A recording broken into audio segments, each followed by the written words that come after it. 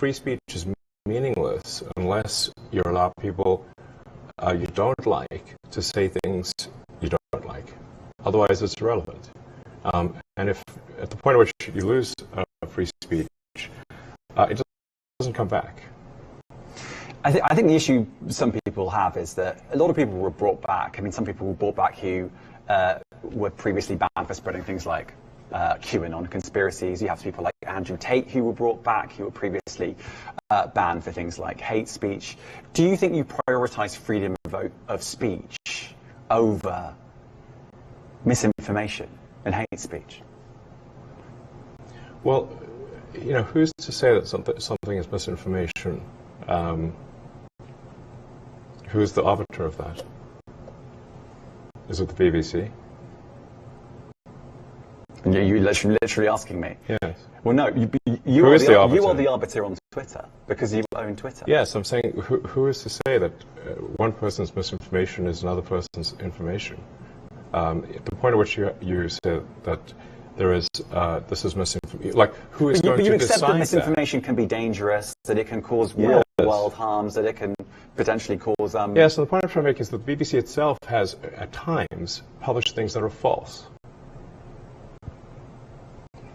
Do you agree that that has occurred? I'm quite sure the BBC have said things before that turn out to not be true. Right. In its, whatever it is, 100-year history, I'm quite sure. Yes. Even if you aspire to be accurate, there are times when you will not be. We've spoken to people very recently who were involved in moderation, and they just say there's not enough people to police this stuff, particularly around hate speech in the company. What hate speech are you talking about? I mean, you use Twitter. Right. Do you see a rise in hate speech? I mean, just a personal anecdote. Like, what do you? I don't. Personally, for you, I would see I get more of that kind of content. Yeah, personally, but I'm not going to talk to the rest of for the rest of Twitter. So you see more hate speech personally? I would say I would see more hateful content in that. Content you don't like or hateful? What do you mean to describe a hateful thing? Yeah, I mean, you know, just content that will solicit a reaction, something that may include something that is slightly racist or slightly sexist, those kinds of things. So you think if something is slightly sexist, it should be banned? No. Is that what you're saying? I'm not saying anything. I'm just curious. I'm trying to understand what you mean by hateful content. I'm asking for specific examples. And you just said that if something is slightly sexist, that's hateful content. Does that mean that it should be banned? Well, you've asked me whether my feed, whether it's got less or more. I'd say it's got slightly more. That's why I'm asking for examples. Can you name one example? I honestly don't use.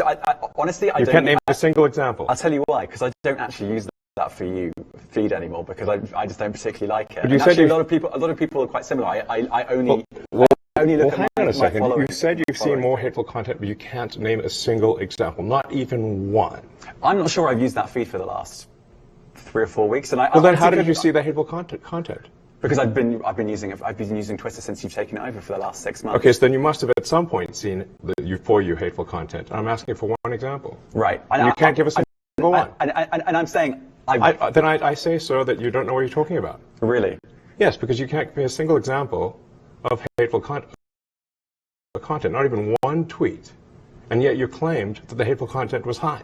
Well, that's false. No, what I claimed... You just lied. What I claimed was there are many organizations that say that kind of information is on the rise. Now, whether it has on my feed or not... Give me one example.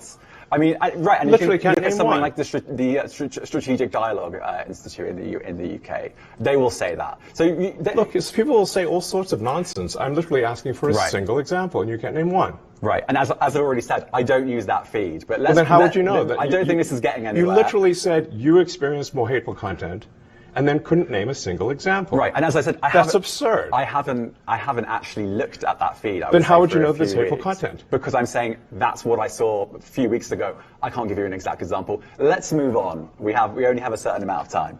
COVID misinformation. You changed the COVID misinformation. Has BBC changed its COVID misinformation?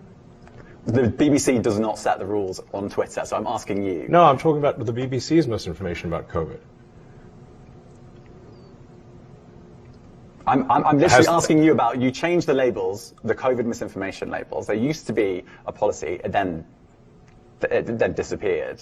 Why do that?